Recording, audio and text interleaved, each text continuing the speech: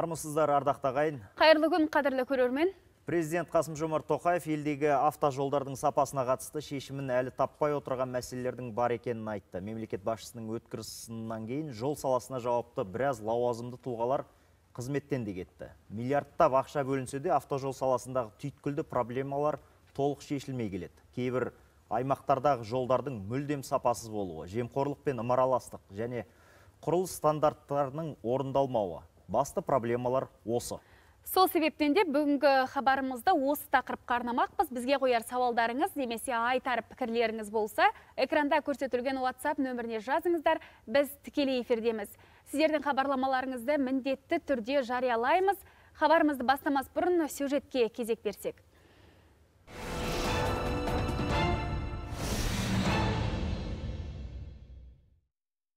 Еліміздегі жол мәселесі әлі де толықтай шешілген жоқ. Ауылдар түгіл қалалардың өзінде, мына елордамыздың өзінде де бұндай мәселелер өзекті болып тұр. Өйткені кейбір көшелерде тас жол жоқ болса, кейбіреулерінде төселген тас жолдың өзі бір жылға жетпей бұзылып жатыр. Ал біз тұрған Әлби Жангелдин көшесінің жарты бөлігі жаңарған, ал қалған жұмыстар болса аяқсыз қалған көрінеді.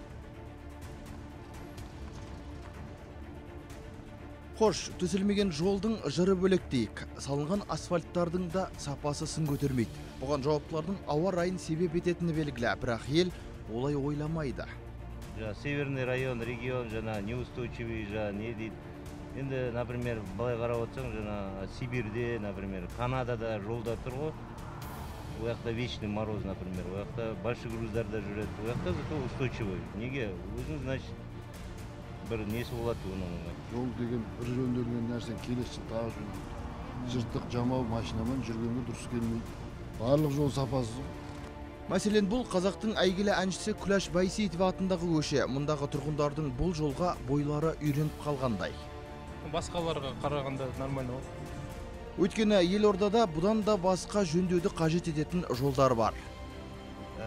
Иманова нашар жол, өте нашар. Содан кейін Абая даңғылы. Ой, жетеді ғой. Нақты көшелер осы мына Жұмабаеваның бойы, мына жерде яма бар. Қошқарбаеваның бойы. Ал жауапты адамдар салғыртып қарағаннан кейін ар жағы ол болды. Әлеуметтік желіде де қалалық әкімдікке бағытталып жазылған шағымдардан көз сүрінеді. Ақсу Жабағылы көшесі, мұндағы шұқырларға 30 жыл болды. 3 жылдан бері шағымданып келеміз. Жауаптылар жұмысты келесі жылға қалдыра береді. Осы көктемде жөндейміз деп өткен жылы уәде берген. Бірақ әлі нәтиже жоқ. 30 метр ғана жерді жасауға болмай екен, күтуден шаршадық. Балқантау көшесіндегі, Балқантау қағалтысында. Мына қазып кеткендеріне 10 күннен асып кетті. Осы жерге дейін істеп келді да, осы жерге келіп тоқтатып қойды. Мына жерден балалар өтеді, басқа өтеді. Бұл ауыл аймақтағы емес, бас қаладағы жағдай. Әрине аймақтық қала аралық жолдарды да толықтай сапалы деуге келмейтіні белгілі. Айта кетейік, Қазақстан былтыр әлем елдерінің жол сапасын анықтайтын рейтингте 141 елдің ішінен 93-ші орын алған.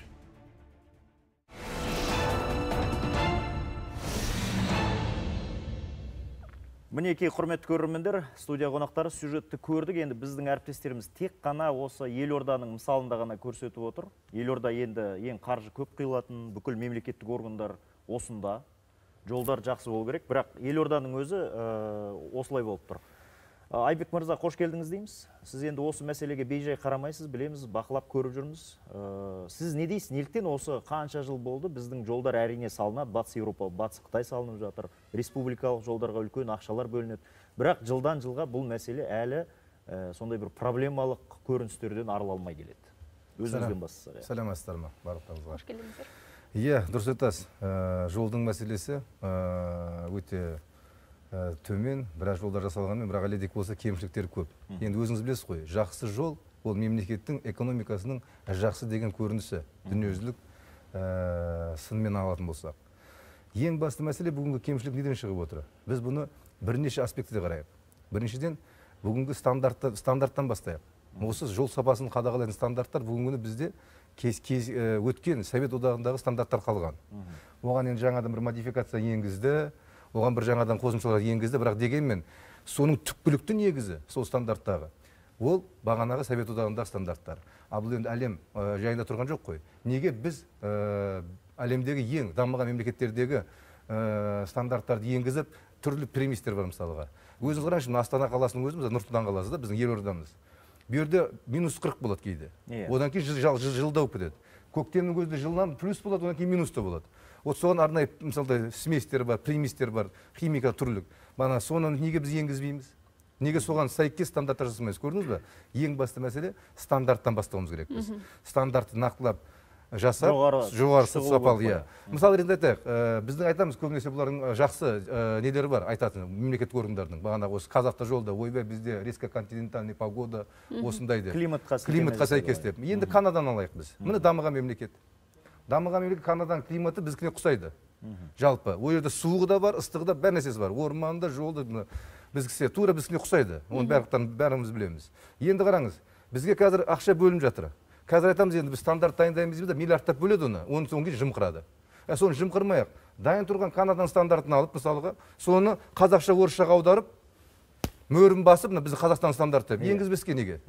Дайын тұрған нәрсе. Неге біз осы жақсы дамыған мемлекеттің жасаған жұмыстарын негізге алып, соны жасамаймыз? Ақша бөлінуіндей бөлініп жатыр. Міне бұл екінші мәселе.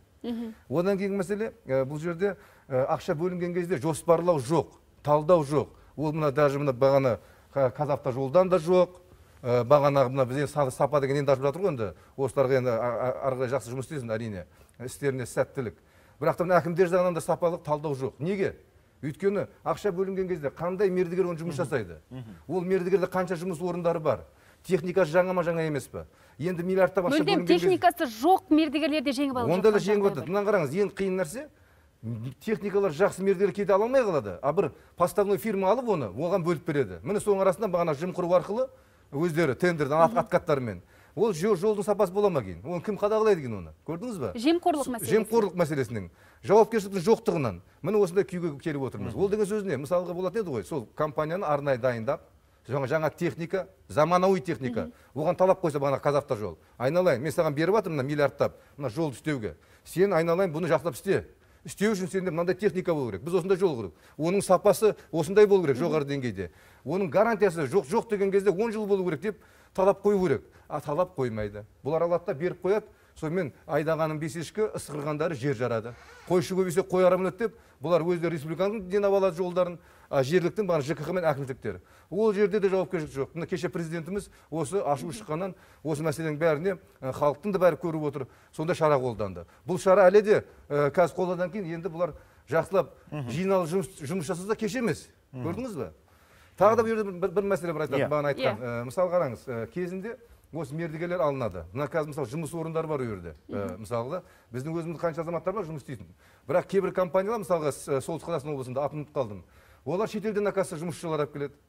Сонда бағанаға бізде арнайы ұлттық компанияны құрдық жол саласында. Бізде арнайы мемлекеттік орган бар, министрлік, инфрақұрылым мен индустрия деген. Ол жағынан біз қалып жатыр, ол министрлік сапа жоқ, индустрия жағынан да. Мына құрылым жағынан да төмен, сапалар төмен. Міне осы мәселеге осылар жақсылап қарау керек қой. Анау бізде әлеуметтік министрлікке қанша ақша бөлініп жатыр? Атамекенде оқытып жатыр, ананы тігінші қылайық, мынаны шаштараз қылайық, мынаны жолшы қылайық деп. Енді Қазақстанда құдайға шүкір жеріміз үлкен, жолда көп қой. Неге соны үйретпеске? Енді осы жерде Қазавтожолдан келіп отқан Еркебұлан Субалдияров мырзаны да әңгімеге тартсақ. Енді жаңа хабарымыздың басында айттық, Қазавтожолдың басшылығы да ауысты, біраз лауазымды азаматтар қызметінен кетті. Жалпы президенттің осындай пәрменінен кейін сіздердің мекемелерге үлкен сондай жауапкершілік артылып отыр. Енді компания алдағы уақытта осы жауапкершілікті ақтау үшін жұмысты ары қарай бір жаңа беттен бастау үшін не істемекші? Жалпы алдағы жоспарлар қандай? Жолдың сапасын сіздер қалай көтересіз, қысқаша айтқанда? Енді мемлекет басшымыз жол туралы сын айтты. Енді ол сын өте орынды. Енді оны да бәріміз де мойындаймыз. Ақаулықтар бар. Енді осы мәселені енді артқа қарамай алға жылуымыз керек. Сондықтан осы барлық енді алға жылжу үшін осындай қателіктер болмау үшін біз қазір мына министрліктің басшылығымен, біздің ұлттық компаниямен бірге, ұлттық сапа орталығымен бірге кешенді жоспар әзірлеп жатырмыз. Сол кешенді жоспарды осы мамыр айында бекітеді деп күтіп отырмыз. Енді ол кешенді жоспар бойынша банағы жол саласында ағамыз айтқандай стандарттарды қайта қарау мәселесі көтеріліп жатыр. Сосын жол сала құрылысында қатысатын авторлық техникалық қадағалау бар. Солардың жауапкершілігін арттыру мәселесін қарастырып жатырмыз. Сондықтан енді жергілікті атқарушы органдарында жауапкершілігін көтеру мәселесі қарастырылып жатыр. Сонымен бірге енді негізі бізде жолды бір компания салады, одан кейін күтіп ұстауды басқа компания жасайды. Бірінші жолды салудың алдында жобалау жұмысын бір компания жасайды. Соны қарап, негізінде халықаралық тәжірибеде бар, сол жұмыстың бәрін кешенді бір компания жасайтын қылып жобалау, оны салу және күтіп ұстау. Сонда сол кезде жолды салып жатқан компания ол ажанда 5-6 жыл жол деген соны күтіп ұстауында болса, ол сол жолға жауапкершілігін артатын болса, онда ол сол жолды сапалы салуға ынталанады. Жаңа қаралатын стандарттарда ескеріле ме бұл жағдай? Иә, ескеріледі. Демек, стандарт деген нәрсе қазір енді сіздер қолға алып жатсыздар, солай ғой? Иә, бізде енді... Ал енді жаңа Канаданы айттық, мысалы солтүстік Қытайды да айтуға болады. Енді мысалы Қытайдың салынған жолдары қар жауатын бүкіл Манчжурия жағында... Иә, солтүстік Қытай. Сондай бір нәрсе бар ма? Шынымен де себебі ең басты мәселе биыл салынған жол келесі жылы быт шығып жатыр. Енді ол біз енді біздің ұлттық компания республикалық жолдарда енді бұл жерде мен айтайын сізге да. Республикалық жол. Мынаны қараңыз, бұл жерде мынандай мәселе. Дұрыс айтып отырсыз өте. Бүгін осы жол салдық, енді жол бұзылып тұрады. Неге? Өйткені біріншіден жол салынған жол сапасыз, екіншіден оны қадағалап жатқан адам жоқ. Бағанағы өкілетті органдар, ұлттық компаниялар жоқ. Одан бөлек, мынаны қараңыз, Алматы облысын қараңызшы, Қаркөзбен. Ол жерде жүк тасымалдаушы қаншама көліктер бар. Көлік жүреді. Олардың арнайы талабы бар. Мынау бір неге осынша тонна алу керек десе, 20 тонна осыке түсетін нагрузкасы. Оны қарап отқан транспорт прокуратура қайда? Мысалы, соны транспорт прокуратура қарап, сол Алматы облысында жолдың бәрін қыруар миллиардтап ақша бөлеміз. Транзитке төлеп отқан жүк тасымалдайтын машина жоқ. Олар одан бөлек грузды екі есе өзіне артып алады да, жолдың бәрін құртады. Оны қарап отқан бағана біздің көлік прокуратурасы қайда? Оны арнайы бізде комитет құрылған, көлік бақылау деген комитет бар. Олар қайда қарап отыр? Міне көрдіңіз ба? Ең бастысы, солар қазір дұрыс сапалы жұмыс жасап, соның бәрін қадағаласа, бағана 40 тонна грузды 20 тоннаға бөлсе, екінші машина келеді сол жерге. Ол тағы да жұмыс орны ашылады деген сөз ғой. Көрдіңіз ба? Бұл мәселе де жоқ. Міне көрдіңіз ба? Жауапкершілік жоқ. Немқұрайлықпен қарайды. Міне қалай түсінеміз? Солар неге қарамайды осы мәселенің бәрін? Миллиардтап ақша бөлеміз, бірақ та біз сол жолдан ертеңіне тағы да соған миллиардтап ақша бөле береміз. Сонда қалай болған? Бір басқан жерді екі рет басып. Екі рет басамыз. Одан кейін тағы мәселе бір айтып берейін, қызықты. Ақтөбе облысында мен сол кезде өзім сол жерде жұмыс жасадым мен. Кірістер департаментінің басшысы болып. Сонда біз үлкен бір тексеріс жүргізіп, түрлі эксперттерді алдық. Қараңызшы қандай бұл жерде қылмыс бар. Жолды алып алған мердігер. Ол жерде шебін салу керек. Бізде не көп шебін көп, құдайға шүкір.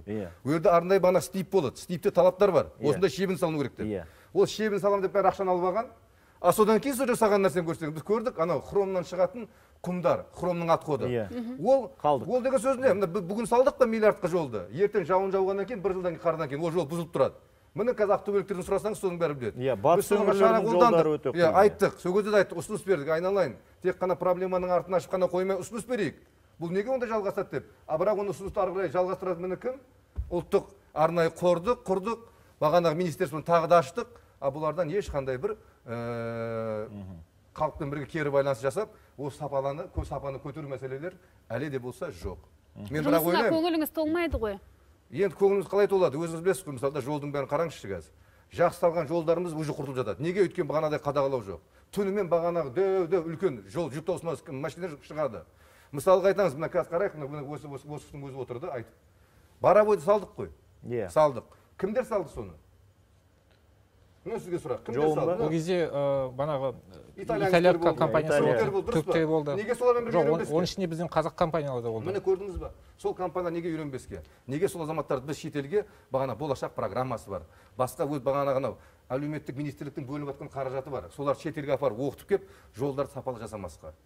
Тағы да бір мәселе, мысалы қазір білесіз, бізде енді құдайға шүкір елді мекен көп қой. Мен ана кеше көріп өзім жүрдім қызыл автобуспен, сайлау науқанында. Бармаған жерім жоқ автобуспен. Енді жолдың сапасы сын көтермейді. ол өте қорқынышты жағдай. Жол жоқ деген сөз. Анау аспандағы жұлдызбен қарап жүресің. Мысалға, қағаз ретінде бұлар қатырып деп қойғаны бар. Осы соның бәрін қадағалайтын адам бар ма? Қазір неге кіріп көріңізші, госзакуп деген осылардың саласында. Әртүрлі компания бар бізде. Бағанадай осыны строительствоны қадағалайтын, сапасына бір баға беретін. Барлықтар жеке компания лицензия алып алған. А оның үстінен қарап отқан адам бар ма? Оның бәрі сізге келесті өтірік жалған қорытынды жазып бере салады. Қазір бізде арнамызда жарнама, тікелей эфир болғандықтан жарнамаға кезек берсек, сосын басқа да проблемалар, сапасы, одан кейін жаңа батыс өңірлерді айтып қалдыңыз, Ақтөбе деп бізден Оралдан қосылып отырған арнайы сарапшымыз бар, Skype арқылы. Ол азаматты да, ол сарапшымызды да эфирге қосамыз. Сондықтан алдағы минуттар, алдағы уақыт өте қызықты және мағыналы болады деген ойдамыз. Бізбен бірге болыңыздар.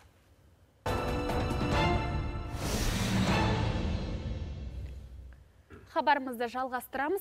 Айбек мырза, біздің еліміздегі ең сапасын көтермейтін жолдар деп қай өңірдің жолдарын айтар едіңіз?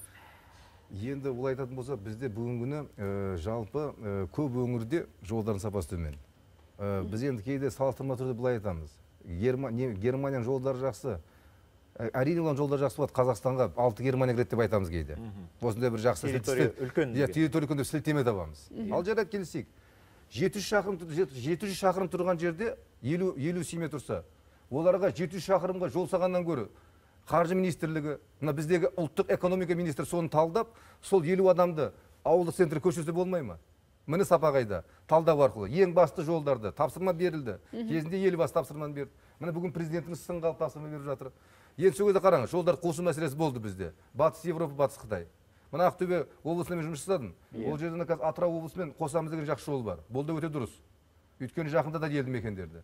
Одан Қостанай арқылы бізге Нұр-Сұлтан қаласына шығады. Ол да дұрыс, былай қарасаңыз, узловой дейді. Ал енді Ақтөбе облысында қазір қанша болды? Мысалға, саламыз деді, әлі де сол салынбай жатыр. Мен кейде ойлаймын, неге салынбай жатыр? Өйткені мердігер келеді. Бұлар мердігерде болады. Өйткені бана госзакуп деген бар бізде заң. Өте бір қиын заң ол. Біз өткенде қаржы министріне ұсыныс бердік. Неге самұрық қазынаға біз осы квази сектор бойынша госзакупты ашықтық қылдық, а мемлекеттік сатып алу әлі де болса жабық. Міне соның бәлең бәрі содан.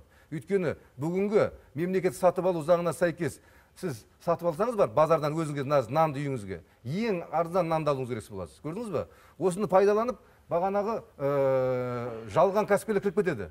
Түсіндіңіз бе? Олар атқатына болады да беріп қояды, сонымен анау пока анау алам дегенше, ПСД дайынлам дегенше, ол тағы да уақыт өтіп баратқаны. Оның арасында ақшаның құны түседі, құны көтеріледі, сөйтіп жүріп бұлар 3-4 жылға созып алады. Сіз жаңа откат деген бір сөзді айтып қалдыңыз да, осы жол саласындағы жемқорлыққа келейікші. Енді жол деген енді миллиардтаған қаржыны талап ететін сала ғой. Ол жол өзі көрінбейді. Мысалы, білім саласы, медицина көрініп қалатын дүние ғой. Жолдың эксперттері өте аз. Осы коррупция неліктен әлі бітпей жатыр. Мысалы, Қазавтожолдың өзінде де біраз аймақтық басшыларда істі болды, енді оны жасыратын ештеңе жоқ. Осы салаға қалай бақылауды күшейту керек? Неліктен ақшаның бәрі кетеді, бірақ жемқорлық жойылмайды? Өте орын сұрақ. Сосын облыстық әкімдіктерде, мысалы, жаңа откат дедіңіз ғой, ол жерде де ол мәселе бар. Осы мәселені қалай шешу керек? Өте дұрыс сұрақ қойып отырсыз. Мен сізге жауап берейін. Өйткені мен сол қаржы саласында жұмыс жасадым ғой. Білемін бұл мәселені егжей-тегжей. Талдадық, қарадық, тексереміз. Айдаған, тексергенге айтайын, ол ЛЖП-мен ақшаның бәрін жинап алып, шетелде жатса. Көрдіңіз бе? Бағанағы себеп салдармен көресеміз. Енді шешу жолдан айтайын. Электронный, айтады, электронды ақша жасау керек. Мысалға, тендерді ұтып алды мына кісі. Ешкімдің қолына алмайтын. Ұтып алды мына кісі. Шебінді ана кісіден сатып алды. Тіке соның заводынан алу керек шебінді. Ал оның арасында бір екі адам кіріп кетпеу керек. Лже, түсіндіңіз бе? Ақша жымқырылмау үшін. Иә, делдал. Сізде асфальтный завод бар. Міне сізден тікелей ақша түсу керек электронны. Ақшаны мен асфальтный заводтан алдым деп. Сізде мысалы бағана техника. Көрдіңіз ба? Техника керек десең өздерінің жеке меншігінде болу керек. Ал егер оған жете алмайды екен көп техника, мейлі алсын бағана субподряд. Бірақ та солармен тікелей. Сонда бағана электронды ақша болатын болса, біз біріншіден ашықтықты көріп отырамыз. Қайда ақша кетіп жатқанын. Сол кезде бұлар искусственно айта алмайды. Мен анадан мынаны пәленбай қалдым деп. Бұлар кейде солай жымқыру деген сол ғой. Жымқыру деген сөз қалай? Мысалға, мен мынадан осы нәрсені алдым дейді да, на самом деле одан алмаған. Ол өйткені оны өндірмейді. Оны шетелден әкелмеген. Өйткені оны әкелу үшін арнайы кеден тексеруден өту керек. Арнайы салықтан. Оның бәрі есебі бар оның. Осы есеп болу үшін, ашықтық болу үшін. Осыны енгізейік. Мына бүгін бағана айтқандай, мына бүгінгі нас компания жаңа басшы кепті. Кеше президенттің сыны өте орынды болды. Соның бәрін реттеу үшін бүгінгі біз есептендіру мәселесін негізге алып, осыны енгізсін. Мен сіздерге сөз айтамын. Сапа өте жақсы болады. Айбек мырза, өте үлкен. Қазір бізбен Батыс Қазақстан облысынан Азамат Мүсілтегі деген тағы бір сарапшымыз қосылып отыр. Жаңа Батыс Қазақстанның проблемалары жол бойынша өте көп деп айттық. Азамат мырзаны тыңдайықшы. Қайырлы күн. Қайырлы күн. Жаңа енді не дейсіз? Жаңадан естіп отырмын, енді манағы ұсыныстар болып отыр, манағы көзқарастар бар. Енді айтып кететін бір нәрсе бар. Мен енді аздап болса да мердігерлерді жақтап өтейін. Неге өйткені мердігердің бәрі бірдей емес. Мен міне отырған алдарыңыздағы азамат гуманитарлық дипломмен жол салған адаммын. Мен техникалық дипломсыз гуманитарлық дипломмен. Сосын жаңағы айтқан, жаңағы техникасы жоқ компаниялар сала алмайды дегенде қате сөз. Неге өйткені Орал қаласында техникасы болмаған компанияны мен басқарып, бұл Алматы қаласының фирмасы болды, соның мен филиал басшысы болдым. Оралда бүкіл техниканы жаңағы жалға алып, жергілікті қалалық ЖКХ-ның қарсылығына қарамастан менің салған жолым 14 жылы мемлекет менен қабылдаған жоқ. 14 жылы салып, манағы мемлекеттің қабылдамаса да көлікпен, қоғамдық көліктің, ауыр жүк көліктің жүруіне қазір 14-тен бері сол жолым жатыр. Ол жолда бірде-бір таста, бірде-бір манағы сызықтар жоқ. Былайша айтқанда, бұл менің айтайын деп тұрғаным, мердігерлер жолды сала алады. Тек осы мердігерлерге жолды салмауға бәрі ықпалды жасайтын жаңағы коррупция. Бірақ коррупция дейтін тек қана мердігермен манағы шебен болсын, ПГС болсын, немесе битум болсын, соның арасындағы қарым-қатынас емес.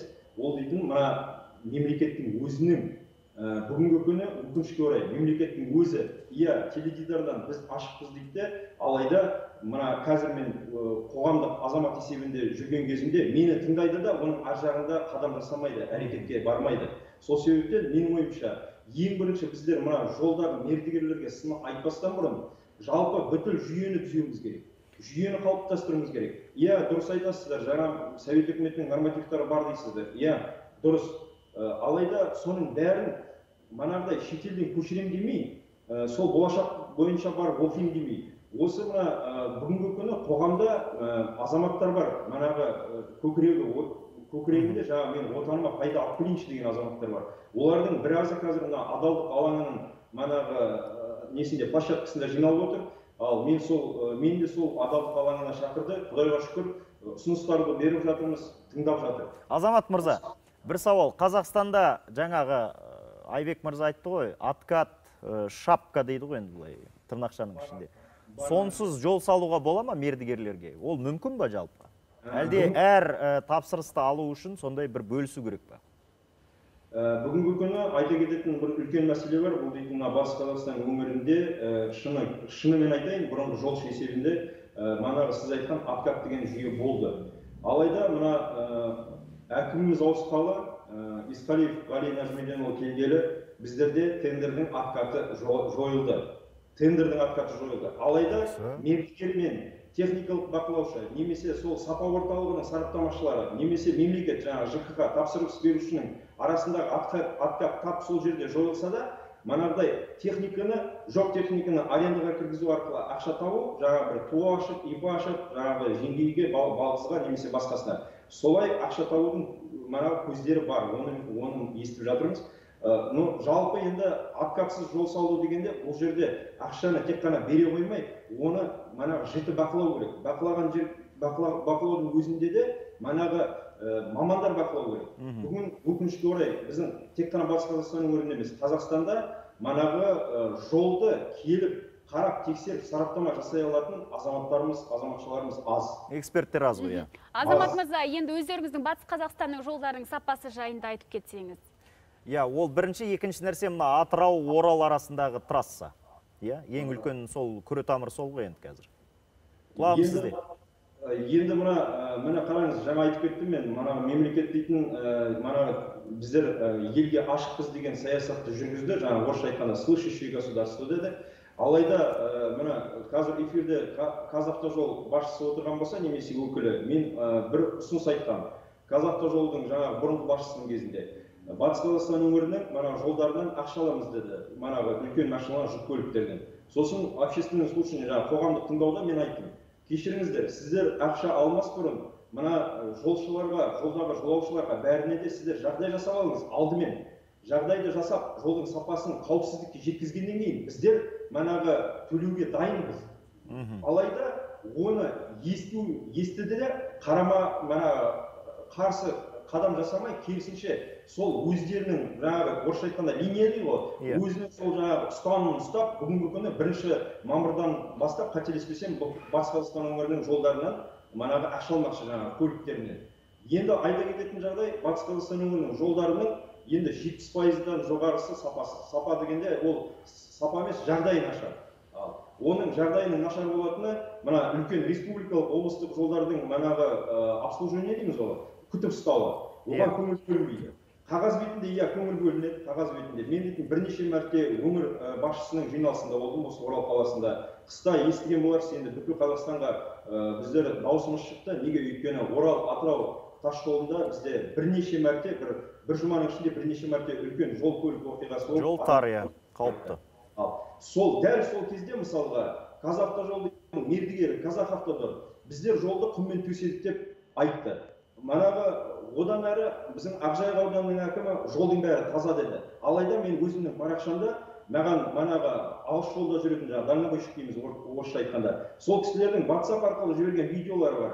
Тап сол манағы жол көлік оқиғасының болған кездегі видеолар бар. Сонда ана үлкен жүк көліктерін айдап келе жатқан жігіттер басқаларды рациямен манағы нетіп жатыр, ескертіп жатыр. Жол тайғақ, жолдың үсті мұз, абайлаңыздар, мұнда үлкен жол көлік оқиғасы болды, адамдар өліп жатыр деп. Ал былай қарасаңыз, Қазавтожол айтып тұр бізге, біздерде бәрі керемет деп. Бізде де әкімнің өзі айтып тұр, жол керемет деп. Ал нақты пайдаланушы, манағы жолда жүрген ауыр жүк көліктерінің жүргізушісі, немесе өзіміз сияқты қарапайым қазақтар, жолдың үсті мұз екенін, жолдың қапталының қар екенін көріп біліп жүр. Азамат мырза, біраз мәселе қозғадыңыз. Енді сіз бізбен қазір тікелей эфирде байланыста болыңыз. Біз әңгімемізді студияда жалғастырсақ, арасында сізді қосып отырмыз. Бір сұрақ қойыңыз. Бір сұрақ қояйық, сіз бағана айтып кеттіңіз ғой, жақсы, өзіңіз сияқты мердігердің көп болған елімізде бұл өте жақсы. Өйткені саннан сапаға көшетін кез келді. Бір ұсыныс ретінде сіздер соған келісіп, соны қолдауыңыз керексіздер. Мына ұлттық бағанағы біздегі жол саласындағы ұлттық компаниямен бірге. Мысалыға, жақсы сапалы жол салынды ма? Мердігердің атын жазып қояйық. Мына осындай азамат осы жол салған деп. Осы салғанда. Мына шетелде сондай, билборд қойып қояйық. Билбордта басқа нәрсе реклама жасағаныңыз соны қойып қояйық. Мына осы жолды жасаған. Мына осындай азамат деп. Осындай азаматтың аты, жөні, фамилиясы, шыққан жері. Сол өзі көреміз. Неге күлесіз? Міне сол өзі бағана сіз айтқандай. Репутация дейсіз қоя. Өте жақсы қуантатын жағдай болмасын. Мына бағана электронды ақша өтсек, мердігердің атын жазып қойсақ, жауапкершілік күшейеді ғой. Ол енді айтуыңыз өте орынды. Ол тек қана жақсы жол емес, жаман жолда да сол мердігердің атын Алайда мен бір айтып кететін тағы бір мәселем бар. Сол жаңағы айтқан 14-ші жылы салған жолымның фирма біздің мен істеген мекемеге 14-ші жылы салынған жолдың ақшасы бөлінген жоқ. Мекеме соның тек қана сол жол емес, басқа да манағы қудалаудың арқасында банкрот дейміз орысша. Банкротқа ұшырап, бүгінгі күні ол мекеме жоқ. Ал екінші айта кететін мәселе, мен енді 14-ші жылдан бастап жолдың айналасында жүргеннен кейін бірнеше ұсыныс жасадым. Осы мына қазіргі хабар эфирді пайдаланып айта кетейін. Манағы көп жерге хат жібердім. Алайда бүгінгі күні мына мені осы сенің ұсынысың дұрыс па, дұрыс емес па деп мана тілдесуге барған бірде-бір шекпенін әлі көрмей отырмын. Сол себептен менің мынандай бір ұсынысым бар. Мына эфирде отырған кісілердің бәріне ой салайын. Менің ұсынысым бойынша Қазақстанның әр жолы, ол мана республикалық аралық болсын, қалалық болсын, аудандық болсын, ауыл аралық болсын, бәрінде де электронный паспорт болу керек. Электронды түрде паспорт. Бұл неге әкеледі бізді?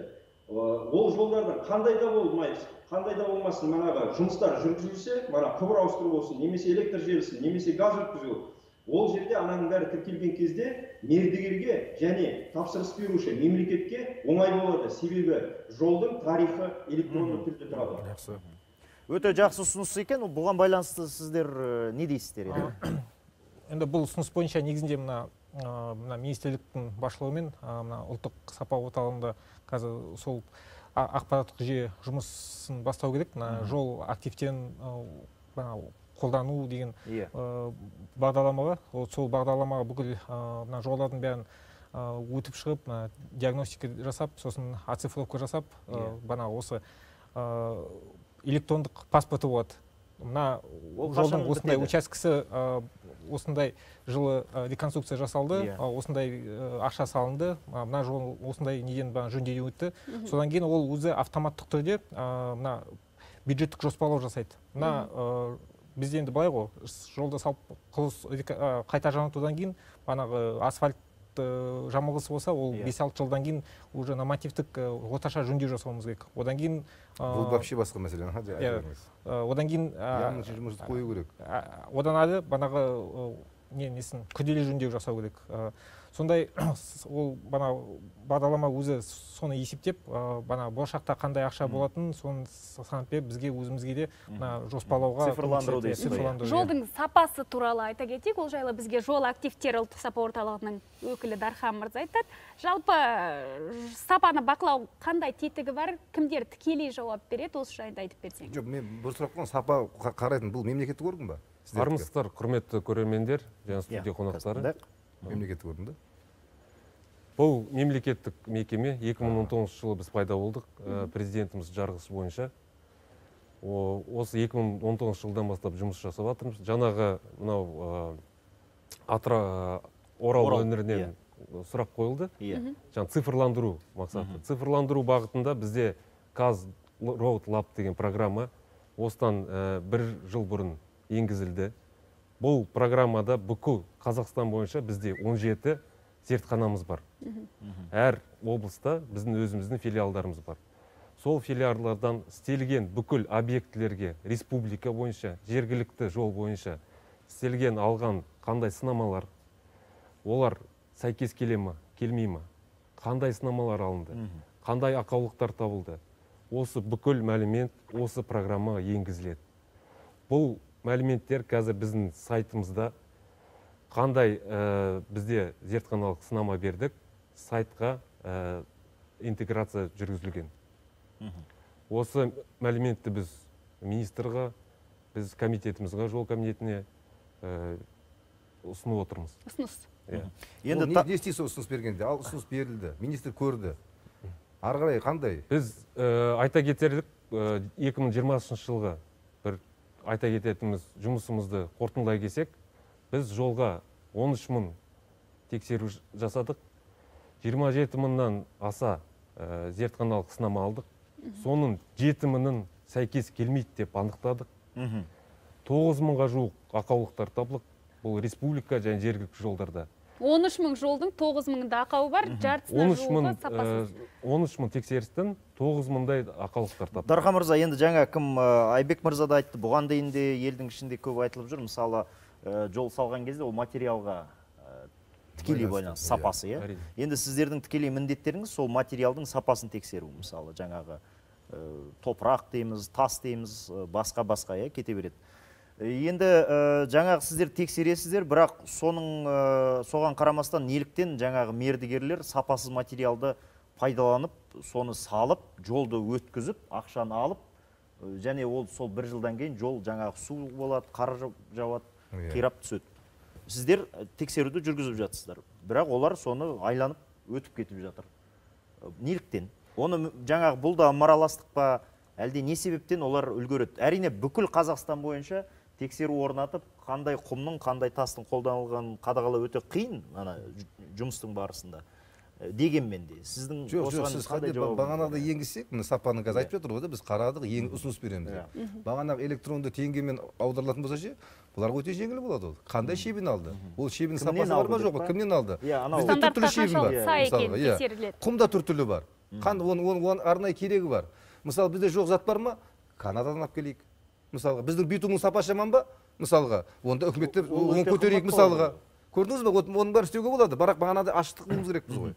Енді сұрағыңызға рахмет. Біз айта кетерлік бір жағдай, біздің мекемемен жергілікті әкімшіліктер келісім шартқа тұру керек. Бірақ осы мәселе, осы 2 жыл ашылған уақытымызда өте күрделі келе жатыр. Әкімдіктер келісім шартқа отырғысы келмей ме? Айта кетерліктер, мысалы Шығыс Қазақстан облысы 14 райондық акиматтан, аудандық акиматтан 4-еу ғана отырды ана жыл. Қалған 10 әкімшілікте қандай жұмыстар істелінді жол бабын. Оларды кім тексерді? Келісім шарт болмаса, сіздер олардың салған жолдың сапасын бақылауға келісім шарт болмаса, біз ол жолдарға шыға алмаймыз. Көрдіңіз бе, қызық жағдай. Өздері мемлекеттік орган.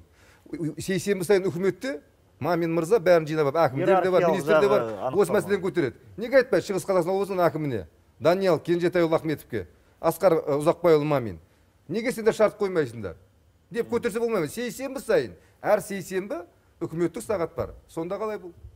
Біз естуші мемлекетпіз дейміз, мемлекеттік орын болып бір-бірімізде шарт жасай алмаймыз. Ол қандай болды? Енді бұл мекеме 2 жыл бұрын ғана ашылған екен, енді 2019. Барлығы бірде келісім шартқа отырған облыстар ма? Ол рас, енді бұл жерде құқықтық иерархиялық бір казус болып тұр ғой. Жоқ, бәрі бірде келісім шартқа отырған өңірлерде бар. Ондай өңірлер бар, енді айта кетерліктер, мысалы Түркістан облысы, 15 аудандық әкімшіліктен 15-ін 15 отырған.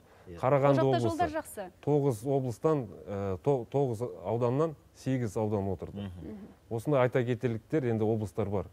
Және де біз қайта жөндеу мәселесі бар. Біз мысалы 2020 жылда 2,5 миллиард теңгеге салынып тұрған жолдар сапасы өтпей қайта жөндеуге жібердік. 2,5 миллиард бюджеттің ақшасын қайта орнына әкелдік деп айтуға болады. Сапасы жолды өткізбеуге қабылдатпай қойдық. Бұл қай жердегі жолдар еді? Бұл әртүрлі жолдар. Енді айта кетерлікте жаңағындай Түркістан облысы мен Шымкент қаласы, айта кетерліктер біз берген ақаулықтарды жою мәселесін дерт кезінде қолға алады. 2,5 миллиард сонда жерге кетті, далаға кетті онда. 2,5 миллиард істелінген жолдың көлемін біз өткізбедік. Қайтадан жөндеді 2,5 миллиард суммаға.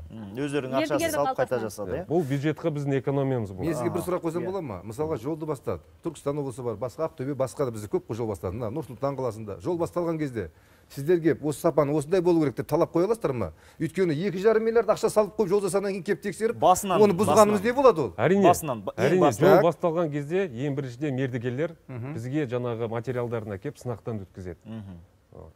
Егер ол болмаса, мынаны пайдаланасыз, мынау болмайды деп. Әрине. Біз оны тапсырыс берушіге жақсы. Енді мына жерде бір шағын статистика кезек берсек, Қазақстан жолдың сапасы бойынша әлемдік рейтингте 2018 жылға мәлімет бойынша, енді осыдан 3 жыл бұрынғы мәлімет қой, 140 елдің ішінде біз 108 орында болған екенбіз. Және 2016-2019 жылдар аралығында жол салу саласында 100-ден артық жемқорлық фактісінің беті ашылған екен. Бұл мына жауапты органдардан алынып отырған ресми мәлімет, сондықтан осыған назар аударғымыз келеді. Енді Қазавтожолдың өкіліне бір сауал қойғымыз келеді. Президент өзінің сөзінде 2023 жылға қарай Елорда мен Алматы арасындағы трассаны бітіру керектігін баса айтты. Оны өздеріңіз білесіздер. Осы жұмыс қалай атқарылып жатыр? Себебі енді екі қаланың арасындағы байланыс күшті болу керек қой. Екі үлкен басты мегаполис, не дейсіздер? Енді мына Елордамыз бен Алматының екі ортасындағы жолымыз негізі 2013 жылы елбасымыз Нұрсұлтан Әбішұлы Назарбаевтың тапсырмасымен басталған болатын. Ұзақтығы 1282 километр. Ол өзі бірінші санаттағы жол болады, 4 жолақты. Енді бүгінгі күнге біз Нұрсұлтан мен Қарағанды мен екі ортасында, сосын Алматы мен Қапшағайдың екі ортасын салып бітірдік. Енді қазіргі таңда Қарағандыдан бастап Балқаш арқылы, Бұрылбайтал, Күрті арқылы толық ауқымды жұмыстар жүргізіліп жатыр. Енді биыл енді өзіміздің жоспарымыз бар, осы учаскеде жол қозғалысын ашу үшін негізі енді қазір көлік бәрі сол жолмен жүріп жатыр ғой. Сондықтан енді халықтың наразылығы бар, енді ана жерде айналма жолдар бар, енді кішкене. Негізі енді бізде шарт бойынша 23 жылы бітіру керек, бірақ та енді сол халықтың жағдайын енді қарап, енді сол халыққа жағдай жасау үшін биыл осы сол жолды мына 4 жолақты болса, мына екі жолағы жағында жұмыс жасап, сол жағымен қозғалыс ашып, содан кейін мына екінші жағына көшіп, екінші жағын салуға жоспар қойып отырмыз. Соңғы жылдары Қазавтожол компаниясының бірқатар қызметкері жемқорлықпен ұсталып түрмеге түсті. Ол жасырын емес, көпшілік білет. Жемқорлықтың алдын алу үшін қандай жұмыстар жасалып жатыр? бір бақылау, мысалы адамдармен өзінің жаңағы кәсіпкер мердігерлермен Қазавтожолдың қызметкерлері арасындағы мысалы келіссөз, кездесу, соны бір автоматтандыру, ашық жасау деген нәрселер енгізіліп жатыр ма сіздерде? Өзгеріс бар ма? Ашықтық деген нәрсе ғой ең бастысы осы сыбайластықтың алдын алатын. Енді қазір енді біздің ұлттық компания негізінде ашық түрде жұмыс жасап жатырмыз. Бізде кол орталығы бар, 1403 деген. Ол неге орталығымызға күн сайын әрбір аудан, облыстардан арыздан өтініштерін айтады, жолдың жағдайын көрсетіп жатады, қайта жаңарту жүріп жатқан жерлерде айналып өткен жолдардың жаман жағдайын айтып жатады. Олардың шағымдарына жедел әрекет етесіздер ме? Сол шағымдарына біз қазір жедел әрекет жасап, ол кісінің номерлерін аламыз, сол кісімен сөйлесіп, түсіністірме жұмыстарын жүргіземіз. Енді айналма жолда жағдайлар нашар болса, мердігер компанияларға немізді айтып, сындарымызды айтып, соны түзелдеп талап етеміз. Енді тағы бір мынандай сауал. 2025 жылға қарай бірқатар республикалық маңызы бар жолдар ақылы болады деген ақпарат бар. Себебі елдегі 25 мың шақырым республикалық статусы бар жолды ұстап тұру оңай емес, арзан нәрсе емес. Оған жыл сайын 46 миллиард теңге жұмсалады екен. Бұл енді кәдімгідей үлкен шығын. Жолдардың ақылы болуы қандай ретпен жүреді? Бағасы қанша болады? Енді бізде негізі 25 мың жол республикалық деп айттық қой. Қазіргі таңда біз тәуелсіздігіміз алған кезден бері, енді 30 жыл, биыл 30 жыл болды. Сол уақытта біз 13 мың жолды қайта жаңартудан өткіздік. Енді оған біраз қаражаттар салынды. Бірақ та біз шетелдермен салыстырып жатырмыз ғой. Негізінде шетелдерде сол жолдардың күтіп ұстауына нормативке сәйкес ақша бөлінеді. Біз сіз айтып кеткенде 46 миллиард ол нормативтік қаржыландыру. Бірақ та бүгінгі күнге бізге сол нормативтен 30-40% ақша жеткізіледі. Енді ол жартысына ғана бұл керек қаржы. Бұл керек қаржы, қаржы емес, керек қаржы. Осының жартысы ғана беріледі. Жартысына жетпейтін ақша. Жартысы жетпейді. 46-ның жартысы сонда бір 20 миллиард деңізші енді. 20-30 миллиард ақша сол қажет. Енді біз жолда жасағаннан кейін енді оларды күтіп ұстап қалуымыз керек қой. Енді бағанағыда айтқандай уақытылы күтіп ұстау керек. Одан кейін нормативтік жөндеу жұмыстарын жасауымыз керек. Соның бәріне қаражат керек. Енді сол қаражатты қалай табамыз? Енді ол қаражат жоқ деп қарап отырмаймыз ғой бюджетке. Енді сондықтан ақылы қылу керек. Мемлекет халықаралық тәжірибе ғой. Нұрсұлтан Щучинск жолын ақылы қылдық. Ол жылына қазір миллиард шарым ақша жинайды. Сол ақшаның бәрі толығымен сол жолды күтіп ұстауға кетеді. Біз оған бюджеттен ақша салмаймыз. Жолдарды күтіп ұстау дегенге нақты тоқталып кетсеңіз, сіздер ойықтарды тегістеумен айналысасыздар, сонда? Ол енді ойықтарды тегістеу, ол банағы жолдың разметкасын жасау, жол белгілерін сапасын, одан енді жолдың жиегін бәрін түгілі, қарын тазалау. Енді осы жерде бір мынандай бір сауал туындайды да, Айбек мырза. Қазір мен бір сауал қойыншы, соған жауап бере кетсеңіз. Бұл енді ақылы жол деген дұрыс қой, бүкіл әлемде бар. Бірақ осы жерде бір бірақ деген нәрсе кішкене пайда болады да. Мысалы, Америка Құрама Штаттарында жолдың екі түрі бар. Біз енді Америка болуға тырысамыз, бірақ қиын ғой. Мысалы, тегін жол бар. Тегін жолмен жүрем десең, тегін жолмен жүр. Бірақ ақылы жолға түсіп, тез жүрем десең, ашық қой енді, ол жерде көлік аз, ақылы жолға көп адам бара бермейді. Бірақ бізде көп жолдар енді міндетті түрде ақылы болады деп жатыр, 25-ке қарай. Мысалы, неліктен бізде, мысалы, тегін жолмен жүрем деген адам, тегін жолмен бәрі сығылысып бәрі жүрсін, және бір ақылы жол. Ондай жасауға бола ма бізде? Енді біз мен сізге айтайын. Неліктен бұл мысалы адамның құқығын шектеу сияқты да менің ойымша. Жоқ, бұл әрине жолды ұстап тұру керек, бұл жерде бір өзі дилемма. Біз енді бұл мәселені дұрыс түсінуіміз керек біріншіден.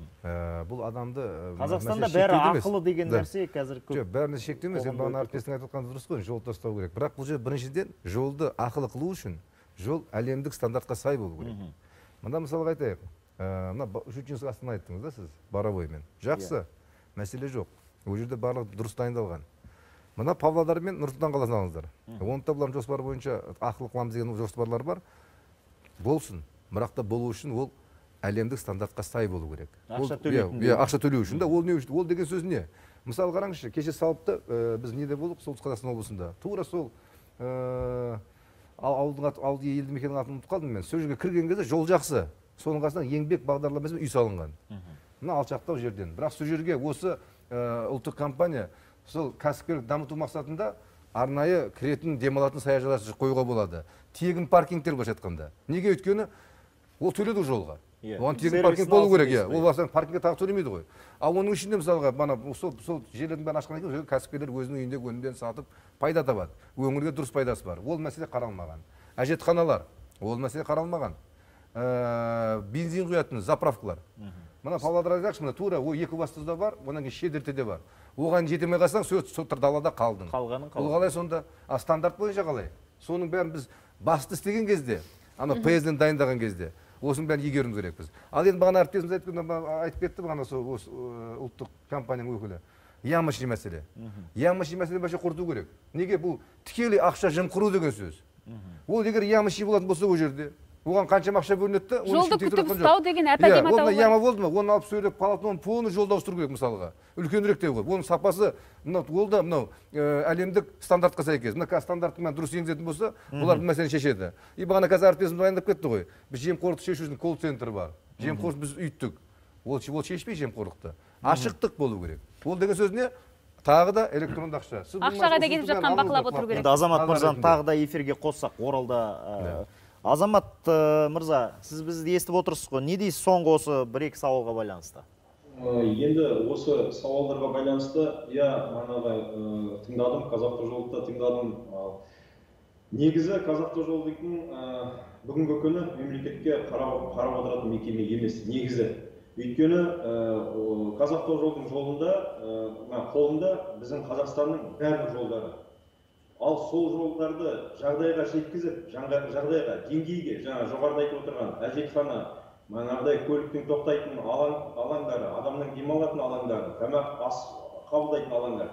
Оның мысалға Орал-Атырау жолының арасында енді жүріп жүргендер білер, ондай манағы адамға деп арналған, немесе жүргізушіге деп арналған Қазавтожолдың бірде-бір ұсынысы жоқ. Алайда Қазавтожол біздерге ешқандай ұсыныс бермей, ақша алғысы келеді. Айта кететінім, Қазавтожол бүгінгі күні өзі ақша табу керек. Өзі сол манағы бәрін салып, бәрін жағдайға келтіріп, одан кейін барып ақша сұраса, біздер манағы төлеуге дайынбыз.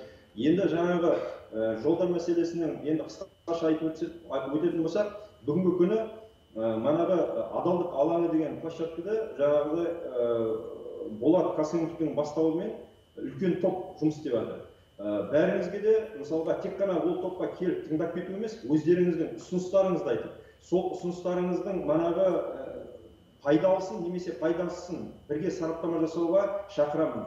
Неге? Өйткені, манағыдай анау жаман, мынау жаман деп айту бір сөз, ұсыныс беру екінші сөз. Ал енді бүгінгі күні манағы жемқорлық та бар, басқасы да бар. Әрине, мына берілген уақытқа бүкіл жолдың мәселесін айту манағы сыймайды, жолдың мәселесі ол үлкен мәселе. Алайда менің айтып кеткім келіп тұрған бір мәселем бар, бұл үлкен сұрақ. Тоқаев мырза дейтін жолға көңіл бөлінгендей болды, басшыларды бір-екі басшыны алды, өңір басшыларының орынбасарларын алды. Ал енді менің өзімнің ойым, Тоқаев мырза екінші қадам қандай болады? Тағайындайтын адамдары, азаматтары алдыңғы азаматтар сияқты бола ма, әлде сол кісілерді аңсап қалмаймыз ба біздер, алдында болған қызметкерлерді? Неге? Өйткені бүгінгі күні манағы келген қоғамдық азаматты тек қана тыңдап қана қоймай, сол кісімен тілдесіп, сол кісінің манағы уәжін тыңдап, өзінің уәжін манағы жеткізе білетін маман болу керек. Бүгінгі күні мен енді өзімнің манағы тәжірибемнен айтайын, ондай азаматтарымыз аздау. Жолды білетін менеджерлер аз дейсіз ғой? жолды білетін менеджер емес, жолды білмесе де ең құрмағанда манағы тыңдап, соның арқасында бір нәтиже шығаратын менеджерлер аз бар. Енді сіз жаңа Қазавтожолдың қызметі сервистік, сондай бизнестік бағытқа қарай, модельге қарай ауысу керек деп айттыңыз. Жалпы Қазавтожолда сондай құзырет оларға берілген мүмкіндік бар ма? Ұлттық компания ғой енді. Ұлттық компания. Мысалы ақша табуға... Мемлекет орын емес қой, ақша табу керек бұл, таба алады. Ұлттық компания. Қазақстан темір жолы сияқты табыс табуға. Қазмұнайгаз сияқты. Енді шынымен де Қазавтожолдың басшылығын айтарымыз, біз оларды шақырдық. Министрліктен де комитеттің атына министрлікке де хат жазған болатынбыз. Бірақ өкінішке қарай бізде қазақ тілінде сөйлейтін сарапшылар өте аз. Біреу бар еді, бірақ ол кісі келе алмайды деген уәжбен бізге министрліктің де өкілдері келмеді. Онда жұмыстан шығару керек оларды. Сондықтан алдағы уақытта жол мәселесі қаралған кезде осы жауапты бірінші басшылар келет деген талабымыз бар. Депутат мырзалар да осы мәселені көтеріп отыр. Неге депутаттар келген кезде министрліктің ресми өкілдері, басшылары, вице-министр деңгейінде, комитет төрағалары деңгейінде неліктен келмейді деген базынасы бар. Бұны енді біз журналистер болып, парламенттің өкілдері болып, біз бұны ақылдасамыз, ары қарай жетілдіреміз деген ойдамыз. Тағы бір мәселе айтсам болады ма? Рұқсат болса, как раз кәсіпкерлеріміз отырып. Мына облыста бізде қазір рейтингтер бар, әкімдерде. Министрлікте рейтингтер бар. Ол рейтингтерді өздері жасап алған сияқты өзіне. Сөйтіп өздері тамсанып жүрген жағдай бар. Рейтинг қандай болу керек? Облысыңызда жол жақсы болса, рейтингіңіз жақсы. Облысыңызда жол жаман болса, рейтинг жаман. А облысыңызда жол жоқ болса, сізде рейтинг жоқ деген сөз. Оған қоса бағана ұлттық компанияны да қосуға болады, министрлікте қосу керек. Міне сол кезде кешенді жауапкершілікпен бұны тәртіп келтіреміз. Бағана мердігеріміз айтып отыр ғой, бағанада атқат болмаса, дұрыс сапалы не болмаса, олар дайын жұмыс жасауға деп. Жасасын. Міне сонда сол кезде ашықтықты жасасақ, онда нәтиже болады. Сол себептен мен айтатыным, міндетті түрде әкімдерге рейтинг енгізу керек. Сол рейтинг солай болу керек. Естіңіздер ғой. Жол жоқ па, рейтинг жоқ.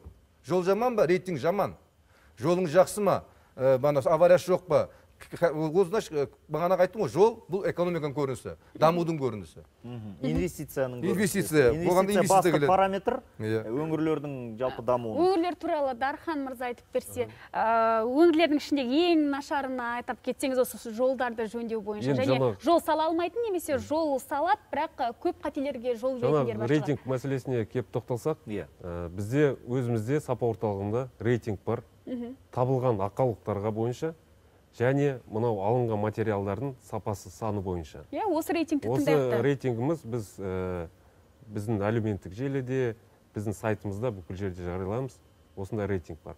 Бұның алдында қойылған сұрақ бойынша адалдық алаңы. Рейтингті айтып кетсеңізші, бірінші орында кімдер? Бірінші орынды болғанда, енді соңғы орындарды айта аламын сіздерге. Бұл енді Жамбыл, Маңғыстау облыстары соңғы қатарларда бізде рейтингта. Жол бойынша. Жол бойынша. Оның алдында көтерілген адалдық алаңы мәселесінде біз 2019 жылы мынау жемқорлыққа қарсы агенттікпен меморандум отырғанбыз. Сапа орталығы адалдық алаңы проекттік жобасы бойынша. Біз қазіргі уақытта, мысалы 20-шы жылды алсақ, біз 1000-нан аса сараптама жасадық бірге. Бұл жерде қоғам белсенділері бар, адалдық алаңының жұмыскерлері бар, антикоррупционный служба, жаңағындай 400-ден аса материалдар бізде өтпеді сараптаманы, сәйкес келмеді. 2 жылдың ішіндегі нәтижелеріңіз? Бұл 2 жылдың ішінде болса 600-ден аса біз сараптама жасадық. Бірге тексерістер жасадық. Қазіргі кезде бізде өзіміз кестеміз бар, 17 филиалдың ішінде айына 2 рет осы адалдық алаңымен біздің қаражатқа жаңағындай тексеріс болады. Жергілікті атқарушы билік сіздерге құлақ аса ма, ақаулықтарды орнына келтіре ме сіздерден кейін? Әрине, бұл жерде де енді жергіліктің әртүрлі бес саусақ бірдей емес, әртүрлі бағытта жұмыс жасайды. Айналып өткісі де келетіндер бар дейсіз. Қай министрлікке кіреді сіздердің ұжымдарыңыз? Мен соны білмей отырмын. Біз осы индустрия инфрақұрылым. Бәріңіз бір жерге жиналыпсыздар ғой. Бізге WhatsApp-қа келген сауалдар бар екен. Соған кезек берсек, енді мына жүргізушілер... көрермендерден келіп жатқан сұрақтар толассыз. Мынадай сұрақ кепті. Өскемен қаласы Астафьев көшесімен автокөлік түгіл автобустың өзі әрең жүреді. Үлкен кісілердің қатынауы қиын болып тұрып, бұл жолды кім қадағалайды дейді. Енді бұл жерде түсіндіре кетейік. Біріншіден бізде республикалық желі бар. Республикалық желіні бұл Қазавтожол компаниясы қарайды. Одан кейін бізде жергілікті желі бар. Жергілікті бұл әр әкімшілік өзі жоқ жеке біздің әкімдіктер қалалық әкімдіктер ғой ұсыныс тілектеріне талаптарына бірден құлақ асады деп айту қиын. Тағы да көрермен тарапынан ұсыныс бар екен, жол сапасын жақсарту үшін тендерді жою керек, мемлекеттік қадағалауды күшейту керек депті. Өте дұрыс айтты. Мен сізге бағана айттым ғой. Тендерді қалай жоямыз мысалға? Ол жою үшін бағана электронды ақша жасайық. Оған неге көнбейді ұлттық компаниялар? Бағана ұлттық компания сапалы ақша тауып, ертең өңірдің мемлекеттің жағдайын жақсартам десе, осындай сапалы нәрсені алу керек. Шетелдегі дамыған мемлекеттердің тәжірибесін алу керек. Жақсы. Тендер талан-таражға түсіп жатыр ғой дейсіз. Иә. Үйіміздің артындағы Жамбыл көшесін тағы қазып тастады, жүріп тұру үшін көшені айналып өтеміз. Түзу асфальтты неге жыл сайын қаза береді? Бұл қай жер екен енді, қай қала? Жамбыл көшесі депті. Жамбыл көшесі бүкіл Қазақстанда бар. Бұл енді айтып атқан біздің соны айтып атқан кісі неге айтып жатыр? Өйткені кейбір сондай мәселе де бар. Жақсы жол бұзып тастаймыз да, үстінен жол саламыз. Ана жол жоқ жерде біз жол ақша таба алмайды екенбіз. Астананың сол жағалауында. Бізде сондай парадокс жағдайлар жиі кездеседі. Көшесінде, үлкен орталық көшелерде енді жақсы ол жерде. Мен біраз айтайын сізге қызықты. Мына Қазавтожол салды жақсы жолды. Павлодар мен Нұр Сұлтан қаласына. Екі полоса бір жаққа, екі полоса келеді. Өте жақсы жол. Оны әлі дамытатын әлі кемшіліктері бар. Мен ойлаймын, оны бітіреді деп. Бірақ соны таңғалғаным, Павлодар қаласына келген кезде мост тұр. Ол мост білмеймін, енді қашан құлаған кезде істейміз бе оны. Сол құламай тұрып істеген жақсы ғой негізі. Сол мостқа келген кезде Қазавтожол мысалы соны Павлодар облысымен бірге, сол кездегі әкіммен бірге келісіп, Алидер Ахмет өзі кім болды әкім, есімде емес. Сол әкім осы идеяны көтеріп, сол жолды салдырды. Соны мысалға, сол Павлодар облысына сол көпірді жасай кетсе дейсіз. Жасап істеп кетсе бола ма? Бүкіл инфрақұрылым бірдей болатын еді. Сонда жол жақсы келеді да, қала келгенде енді көпір қисайып сынды көтермейді. А Павлодар қандай өңір? Былай істесек, біздің хабарымыз соңына жетіп қалды. Оралдағы азамат бауырымызға, сарапшымызға рахмет айтамыз. Жұмыстарыңыз табысты болсын. Біраз дұрыс жақсы пікірлер айттыңыз. Рахмет сізге. Сіздерге де алғыс айтамыз. Табыс тілейміз. Енді жол мұраты жету. Рахмет. Барлық жерге аман есен жетейік. Бүгіннің ертеңі бар, аман болыңыздар.